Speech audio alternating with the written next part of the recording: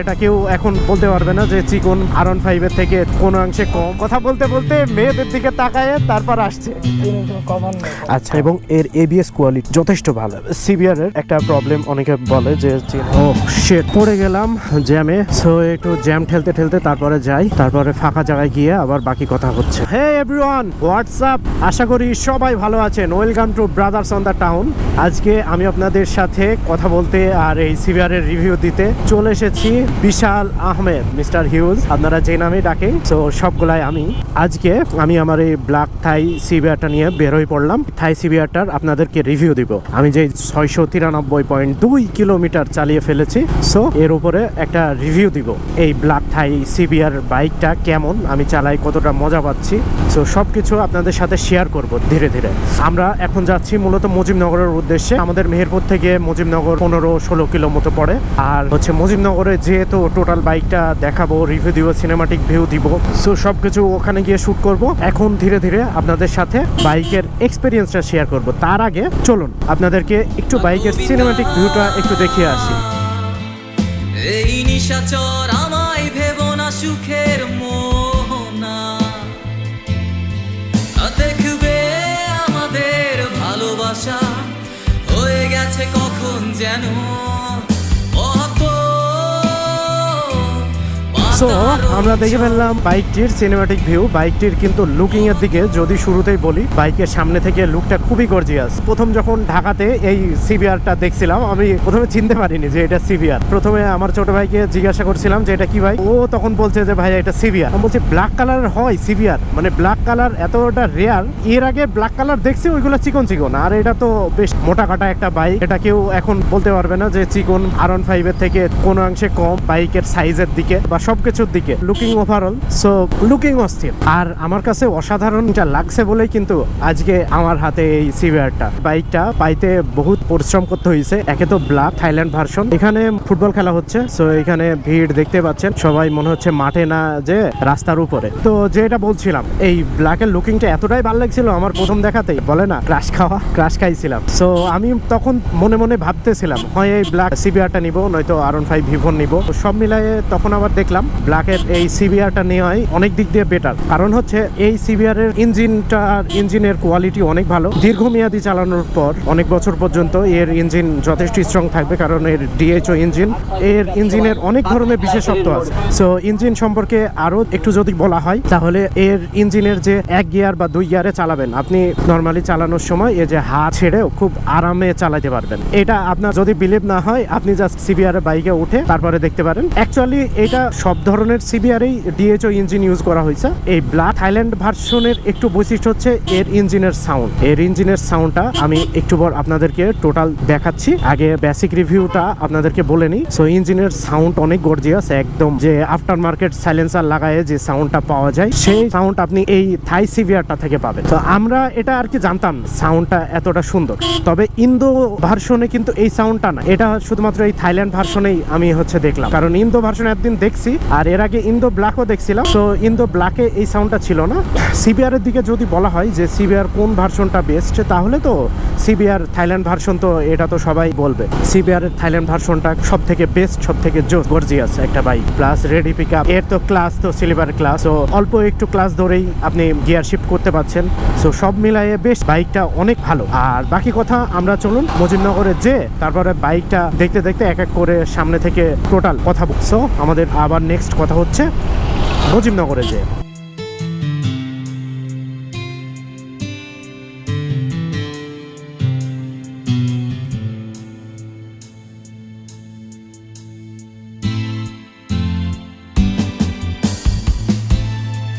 আমরা দেখতে দেখতে কথা বলতে বলতে মুজিবনগরে পৌঁছাই গেছি। সো মুজিবনগরে আমরা একটু রাউন্ড দিয়ে দেখি প্রথমে মুজিবনগরটা, আমাদের এই শহরটা।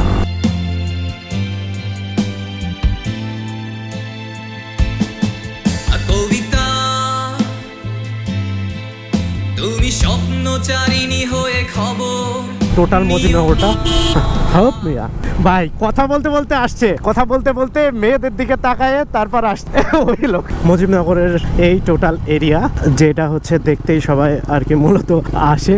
রাসেল ভাই কি হচ্ছে? রাসেল ভাই খালি সামনে আগায় আসছে। এই সো মুজিবনগরের টোটাল এরিয়া, ভিতরটা অনেক সুন্দর, ভিতরে তো মানচিত্র। তো যাই হোক, আমরা মুজিবনগরের ভিউ যাব না, আমরা যাব বাইকের রিভিউ। সো আমরা এখানে সুন্দর মতো বাইকটা রাখি, তারপর এই মনোরম পরিবেশে আপনাদের জন্য এই ব্ল্যাক থাই সিবিআরটা রিভিউ রাখছি।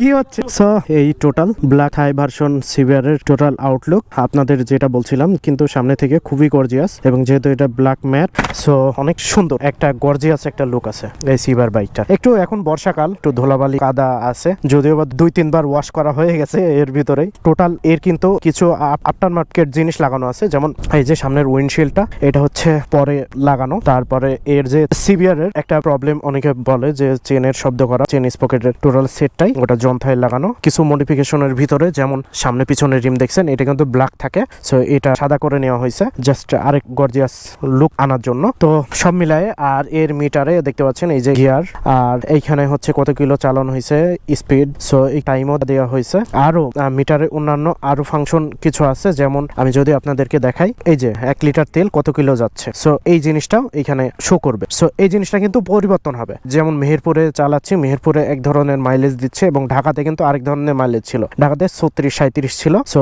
এইখানে আরো বেশি, কারণ এখানে যানজট নাই। আর এর ইঞ্জিনের বিষয়ে বলতে গেলে, এর ইঞ্জিনের টর্ক, ইঞ্জিনের ডিটেলস টোটাল আপনারা যাদেররা সিবিআর কিনতে আগ্রহী তারা তো নেট থেকে সবসময় দেখেনি। সো এই বাইকটার টোটাল যদি স্পেসিফিকেশন সম্পর্কে বলতে হয়, তাহলে এই বাইকটা 149.16 সিসি একটি বাইক, এবং এটা কিন্তু 4 স্ট্রোক এবং 4 ভালভের ইঞ্জিন, অবশ্যই সিঙ্গেল সিলিন্ডার, যেহেতু সিসি 150 সিসি। এটা ম্যাক্সিমাম পাওয়ার প্রডিউস করে 16.9 এইচপি, এবং এটার আরপিএম হচ্ছে 9000, এবং এটার যে ম্যাক্সিমাম টর্ক ওটা হচ্ছে 14.4 নিউটন মিটার। সো এটার হচ্ছে maximum RPM 7000 RPM. Maximum speed officially যেটা স্পিডটা দেওয়া আছে সেটা হচ্ছে 140। এই দিক দিয়ে অনেকেই বলে বা কমপ্লেন করে অন্যান্য যে বাইক বা R15 সেইগুলো অনেক হাই স্পিডে যায়, যেমন 150, যেমন GSX তো 170 ওঠে। তো যাই হোক, সব মিলাই এই বাইকটা টপ স্পিড কম। আর আমি সাধারণত টপ স্পিড ফলো করি না, যে টপ স্পিড দিয়ে আমার বাইকের রেটিং করতে হবে বা টপ স্পিড দিয়ে আমাকে কম্পিটিশন করতে হবে, এমন কোনো কিছু না।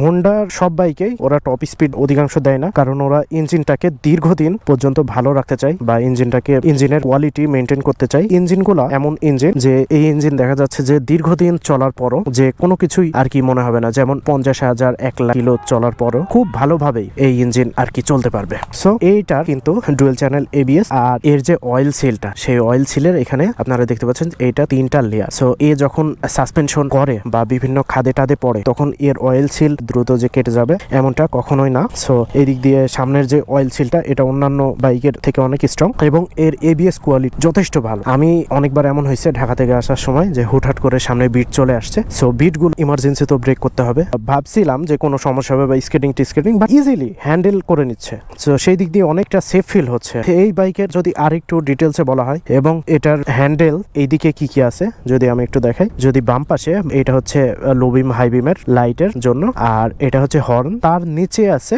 ইন্ডিকেটর। সো আমার প্রথম কিনে একটু প্রবলেম হয়েছিল, কারণ এর হর্নটা মাঝে, আর আমার হাঙ্কে বাইকের ছিল হর্নটা নিচে আর ইন্ডিকেটর উপর। সো এই জন্য একটু প্রথম প্রবলেম হয়েছে, বাট এখন ঠিক হয়ে গেছে। এটার তো চাবির সিস্টেম তো আপনারা দেখতে পাচ্ছেন যে, আর এখানে একটা লকও আছে। আমার লকটাও খুবই পছন্দ হয়েছে, যে ইমার্জেন্সি জাস্ট এই জিনিসটাকে লক করে রাখা যায়, যে আমি কোথাও যাব, এই বাইকটা রেখে দোকান যাব, কেউ যেন খুঁচায়ে যেন খুলতে না পারে। আর এ বাইকের যেহেতু সাউন্ডের কথা বলতেছিলাম, সো সাউন্ডটা আপনাদেরকে একটু দেখাই। কিন্তু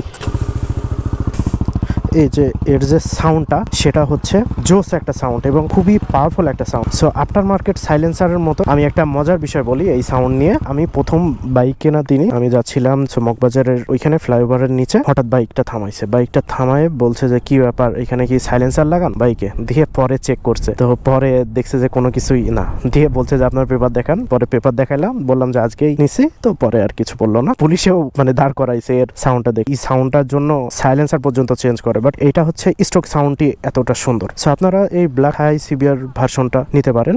এই বাইকটা খুবই জোস গর্জিয়াস এবং এটা বর্তমান মার্কেট প্রাইস প্রায় 7-এর কাছাকাছি পড়ে যাবে বা এর প্লাসও পড়তে পারে, কারণ এটা মার্কেট আউট, মার্কেটে পাওয়া যাচ্ছে না। সো আপনারা খুঁজে জাস্ট মিলায়ে নিতে হবে। আর এই কিন্তু নাটগুলো কিন্তু আফটার মার্কেট থেকে নিয়ে। সো অনেক কথা বলে ফেললাম এখানে দাঁড়ায় বাইকটা দেখাইতে।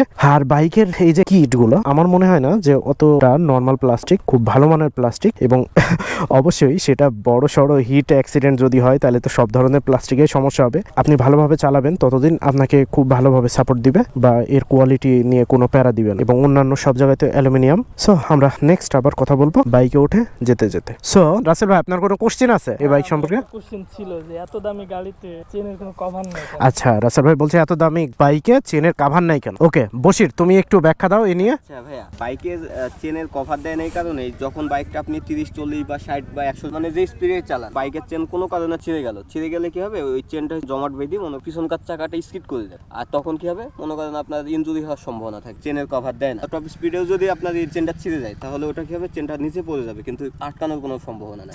আচ্ছা বুঝতে পারছি, আপনার চেন কভার দেয় না। আমি বুঝছি, আমার অ্যানসার বুঝছেন। আর এর হচ্ছে চেন তো জন্থায় সেট লাগানো হয়েছে আমাদের, এন্ড এই সম্পর্কে কিছু বলো যে জন্থায়ের কি ভালো ছিল নাকি স্ট্রোকটা ভালো ছিল? ভাইয়া স্ট্রোকের এক একজনের কাছে এক এক রকম, কারোর কাছে চেনটা একটু নয়েজ বেশি লাগে, স্ট্রোকে একটু নয়েজ বেশি। আচ্ছা, তারপরে চেনটা ঢিল হয়ে যেত, শব্দ থেকে সমস্যা হয়েছিল কি চেনটা ঢিল হয়ে যেত। আচ্ছা, এই কারণে আর কি আপনার জন্থাই তো ইউটিউবে ঘাটাঘাটি করলাম, গুগলে থেকে এই যে জন্থাইয়ের চেনটাই বেস্ট। ওকে, তো আমাদেরও এই কারণে জন্থায়ের সেট টোটাল লাগানো হয়েছে। আর এই যে এইগুলা, এই যে হ্যান্ড গ্রিপ গুলা, এগুলো আরসিবির। সো এইগুলো খুবই ভালো, মানে ধরে অনেক মজা পাই, লং রাইডে কোনো প্রবলেম ফেস হয় না। আমার আরেকটা কোশ্চেন ছিল। আচ্ছা, কি এইখানে তো কেউ শান্তিভাবে বসতে পারবে না, মানে ব্রেক মারলে তো। আপনার কপাল ভালো যে এটা দিছে, কারণ এটা মনে করেন রেসিং বাইক, এটা হচ্ছে অন্যান্য অনেক বাইক আছে যেটা এইটাই নেই। আমি বাইকটা পছন্দ করব, সেই বাইকে আমার বউ না, শুধুমাত্র আপনার জন্য পছন্দ করবেন। এটা হচ্ছে আপনার গার্লফ্রেন্ড, আপনার গার্লফ্রেন্ডকে কি আরেকজনের সাথে শেয়ার করবে? গার্লফ্রেন্ড না, বাইকই হবে গার্লফ্রেন্ড, ঠিক আছে? সেই লজিক থেকে এই সিটটা অনেক ছোট করছে, অনেক বাইকে তো দেয় না, বাইরের বাইকে তো দেখি না সিট। সো এই যে ব্ল্যাক থাইয়ের যে লুকটা, যতবার দেখি ততবার ভালো লাগে, একটা প্রেমে পড়া একটা ভাব আসে। সো আমরা দেখি, আমরা বাকি কথা একদম যেতে বলি। তো আমাদের আরো একটু প্ল্যান আছে, সো আমরা একটু চারিদিকে একটু ঘুরতে বাকি কথা শেষ করি। ওকে, সো চলো আমরা একটু বাইক রাইড দিতে বাকি কথাতে যাই। ওয়েল, দেখতে আর বাইকের রিভিউ দিতে আমাদের প্রায় সন্ধ্যা হয়ে গেছে। সো আমরা এখন ধীরে বাড়ির পথে যাব। তার আগে বাইকের টোটাল রিভিউটা একটু আপনাদেরকে টোটাল ফিনিশিং দিই, যে এই বাইকটা আপনার জন্য নেওয়া ঠিক হবে কি হবে না, নাকি কি ভাবছেন, নাকি এর থেকে R15টা বেটার হবে। সো আপনি যদি এখন টপ স্পিড বা ট্রেন্ড ফলো করেন তাহলে অবশ্যই you can go with R15। You want to sure your quality, so you must buy this one and this type CBR bike. So CBR বাইকে আপনি কোয়ালিটি অনেক ভালো পাবেন, যেটার অন্যান্য যত বাইকার বা সবাইকে জিজ্ঞাসা করবেন যে তাদের কোয়ালিটির দিকে বা লং টাইমের দিকে বা চালায় মজা বা কমফোর্ট বা ব্যাক পেইনের সমস্যা, এই সব কিছু অ্যাভয়েডের দিকে কোন বাইকটা বেস্ট, সো আপনি রেজাল্ট অবশ্যই পাবেন যে CBR। আমিও এটা হচ্ছে বাইক নেওয়ার আগে কিন্তু দেখছি, প্রচুর ভিডিও দেখেই তারপরে CBR এর ডিসিশন নিছি। আমি কিন্তু প্রথমে নিতে চাইছিলাম R15 V4, ওইগুলো অ্যাভয়েড করে আমি এখন CBR নিয়ে অনেক হ্যাপি। কারণ আমি এই যে ঢাকা থেকে মেহেরপুর টোটাল 250-300 কিলো রাইড দিচ্ছি, তেমন কোনো সমস্যাই নেই আমার, কোনো গা ব্যথা বা ব্যাক পেইনের সমস্যা, কোনো হাত ব্যথা, এমন কোনো প্রবলেমই হয় না। সো সেই দিক দিয়ে আমি অনেক হ্যাপি আছি। আপনি যদি ওভারঅল কথা চিন্তা করেন তাহলে CBR, আর যদি আপনি R15 নেন তাহলে R15ও নিতে পারেন। আপনি যদি লং ট্যুর দেওয়ার প্ল্যান না থাকে বা আপনার যদি ব্যাক পেইন জনিত কোনো প্রবলেম মনে হয় যে হবে না, তা আপনি নিতে পারেন। যে আপনার অধিক ঝুঁকে চালানো কোনো সমস্যা যদি না মনে হয় তাহলে আপনি অবশ্যই নিতে পারেন। V4 এ একটু কম ঝুঁকতে হয়, বাট ওটাও ঝুঁকতে হয়, মানে এর হ্যান্ডেলিং পজিশন তো এমন। আর R15 এর জিনিসটা কি, এই যে এই দিক হ্যান্ডেলিং পজিশন এমন, ঠিক আপনার মনে করেন যে এই বডি পিঠ আর সব মিলায়ে এই হাতের উপরে ফুল প্রেসারটা থাকে। সো সেই জন্যই আর প্রবলেমটা বেশি হয়। সো আমাদের দেখতে ভিডিওর শেষ প্রান্তে চলে এসেছি। আপনাদের জন্য অনেক ভালোবাসা রইলো, আর আমার জন্য অনেক দোয়া রাখবেন, ভালোবাসা রাখবেন, ভালো ব্লগ আপনাদের উপহার দিতে পারি, অ্যান্ড অনেক জায়গায় ট্যুরে যাওয়ার প্ল্যান আছে, সবগুলো কমপ্লিট করতে পারি। আবার দেখা হচ্ছে আমাদের। See you then, take care everyone, আল্লাহ হাফেজ।